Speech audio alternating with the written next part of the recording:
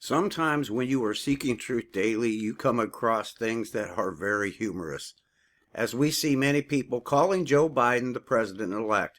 But the truth of the matter is, Joe Biden is not president-elect until the votes are certified, and they are not certified at this point in time. Now we're going to stream together some videos that might make you laugh. This is CNN Business, and the title of this video is Newsmax and OAN are telling lies about the election as more people tune in. Newsmax and OAN's ratings have been going crazy, and over on YouTube, they have put a 1-week ban on OAN uploading videos, more censorship in your face. So let's take a listen to a little bit of what they say here over on CNN. We're just going to play about a minute of this video. It's kind of funny. But we're going to scroll down. Look at this. This is funny. Here's the title. Newsmax OAN are telling lies about the election as more people tune in. Newsmax and OAN are peddling conspiracy theories about the 2020 election. Their baseless claims are drawing new audiences. And look at their vote. Look at their thumbs up and thumbs down. They got 7,800 thumbs down and 6,300 thumbs up. That's funny. It seems like more people hate them than like them. But let's play this video for a second. Where'd you get your news from? OAN, baby. OAN? They're a lot more honest than you. Even Fox News is crooked. For the first time, Fox News is facing real competition from the right. Welcome to our new viewers. If you're watching Newsmax TV or One America News, you are hearing lies that President Trump is going to win a second term. Trump won the election. He'll win the recount. He'll win in court. Right now, Joe Biden is pretending to be the president-elect. Let me be clear. Those are conspiracy theories and baseless accusations. Now, Brian, let me be perfectly clear. Joe Biden is not president-elect until the votes are certified. And in regards to conspiracy theories and baseless allegations, what about CNN for 3.5 years pushing the Russia collusion narrative that turned out to be a big nothing burger? What is your opinion on CNN pushing the Russian collusion? Let me be clear. Those are conspiracy theories and baseless accusations.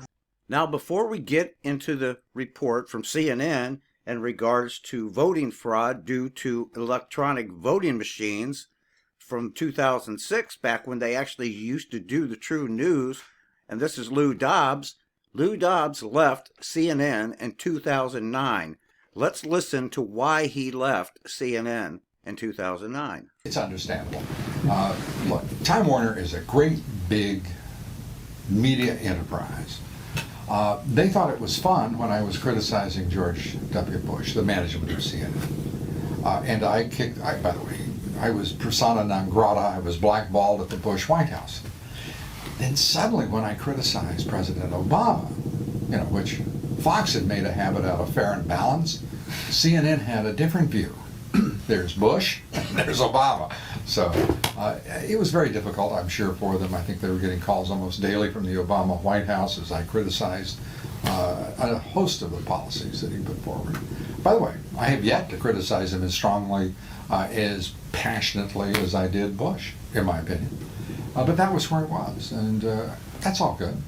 Now here back in 2006 on CNN, Lou Dobbs did a great report on the dangers of electronic voting machines. A firm owned by Venezuela could be allowed to take over one of this country's top voting machine firms. Venezuela, of course, led by Hugo Chavez, working to change the views of most South American countries, move to the left. Critics of the deal say our nation's very democracy is now for sale without anyone doing a thing about it. Kitty Pilgrim reports. The use of some 19,000 electronic voting machines in the city of Chicago and Cook County primary on March 21st of this year is now under intense scrutiny. The U.S. company that makes the machines, Sequoia, was bought in 2005 by Smartmatic, a private company primarily owned by Venezuelan businessmen. When Chicago had problems with the machines, a dozen Venezuelan employees were there to help with the election. Chicago officials are outraged. I think that American elections ought to be run by American companies and ought to be run by American citizens, not Venezuelan nationals. Smartmatic is technically based in Boca Raton, Florida, but the president of the company, Jack Blaine, testified to the Chicago City Council. Fewer than a dozen Smartmatic employees work in Florida. The majority of the workers are based in Venezuela. Watchdog groups question why U.S. voting machines would be under the control of citizens of another country, especially a country whose own election process is highly suspect. We believe this is a national security issue. There is no way that companies belonging to non-U.S. corporations should have access to our elections. The Treasury Department is supposed to monitor sales of U.S. companies to overseas investors where there is a question of national security, such as in the Dubai ports deal, the so-called CFIUS review process. Some in Congress are demanding an investigation. In the case of Smartmatic, there are a number of unanswered questions. That's why I wrote to the Secretary of the Treasury and asked them to review the ownership. It's offshore, it's murky, no one seems to know who owns it. Certainly our government should know. A potential risk to the democratic process. Now, we called the Treasury Department to ask if the sale of Sequoia in 2005 had been reviewed or not. Treasury told us they were aware of the sale, but can't confirm if it's been reviewed or not. And some in Congress and voter watchdog groups also are demanding a better answer than that, Lou. Well, this Treasury Department is filled with incompetence. They have stopped in over 1,500 reviews, only one sale to foreign owners' American assets. But a voting machine company, critical to this country's election count, and they can't tell you whether or not the Committee on Foreign Investment in the United States reviewed it or not? They have no answer for us. And these are the most arrogant, incompetent, bureaucratic idiots. I mean, the Treasury Department is trying to move ahead of a number of other departments in that category. It's incomprehensible that this would be in any way Have we put a call into, I know John Snow's on a short tenure and short on tenure, but perhaps somebody who works for him would have some basic sense that he owes the American people an answer? Lou, we have been trying to get the officials. They said they thought it was a company. So there are a lot of people in murky, murky territory right here, and I think it really does deserve some examination. Great. It certainly does. We're going to continue to do so. I think we need to tip our hat to the Congresswoman. She did a marvelous job in looking into this, and hats off to her. At least somebody is trying to make some sense. This administration, call the White House. Let's find out the answer so this audience knows exactly what's going on by Monday evening. And this is ridiculous. We are looking into it actively, Lou. That was a great report by Lou Dobbs back when CNN did Real News in 2006. And now another great report in regards to the electronic voting machines by Lou Dobbs, again back in 2006. And it's been 14 years and nothing truly has been done to correct these problems. Election workers are scrambling all over the country trying to deal with an avalanche of last-minute problems with e-voting machines. With this information just pouring in, it's difficult to understand how the electorate can feel any sense of confidence in our upcoming election. Kitty Pilgrim reports. You really can't miss it. The yellow button at the back of the Sequoia voting machine. Tens of thousands of machines used in 16 states and Washington, D.C. That button puts the machine in manual mode, so anyone can vote and repeatedly cast as many votes as they want. Activists say it's a major problem. I worry about the poll captains having access. They're temporary workers. In many cases, there aren't background checks done on them, and it's easy for them to go back there, make those changes, and vote repeatedly and not be noticed. Sequoia says this button is a standard and deliberate feature. The California Secretary of State's office says they have security guidelines to alert poll workers to keep a close watch on the button and any tampering. All across the country, activists have called attention to vulnerabilities on all kinds of electronic voting machines, but few of those vulnerabilities have been fixed. we're at the 11th hour, and it's too late to do anything to stop the use of these e-voting machines, but it's not too late for voters to do something about it. And we're here to train volunteers so that they can get out there and observe the process and document, shine a light on the problem that e-voting is causing in this country. All sorts of electronic glitches are showing up. Screens display the wrong candidate when a button is pushed. Today in Cuyahoga County, Ohio, large print options didn't work properly, cutting off candidate names, and election officials struggled with other electronic snafus. We just got notice from the Secretary of State's office today that some of our voting units will not be reflective of daylight savings time, potentially causing the machines to close down early. Technicians from the voting companies are working to sort out the last-minute problems. Today, activists pointed out that Sequoia will again have Venezuelan nationalists as support workers on the electronic machines. That's in Cook County, Illinois. Now, the workers are project managers from Smartmatic, the Venezuelan company that bought Sequoia. Election officials say they have no way of knowing how many Venezuelans will be there on Election Day, but they've seen some around. Sequoia today said 8 to 10 Venezuelan nationals will help with the voting machines during the elections. Lou? Hugo Chavez is sending observers and monitors for our election, I take it. Venezuelan nationals taking a look at our well, machines. that's wonderful. I mean, there are times I keep expecting the country to just sort of go into a group scream over these e-voting machines, because it does not make any sense that we could be in this kind of vulnerable, absurd position this close. Activists are in a group scream, and I think it's important to just everyone document anything that goes wrong so that it can be known. Is there a sense among those activists in particular that we're going to have enough people monitoring these elections to be aware in time that something has happened? They're trying to set up hotlines and volunteer organizations. Millions of Americans will be voting Tuesday on e-voting machines almost wholly owned by nationals of a foreign government. The voting machine maker Sequoia was sold last year to a company called Smartmatic. It's a company 90% owned by 3 Venezuelans, we think. The owners deny any connection to the country's anti-American government, but more than a few people have their doubts. Among them is my guest tonight, Congresswoman Carolyn Maloney. She pushed to initiate an ongoing federal investigation of the sale. Congresswoman, good to have you with us.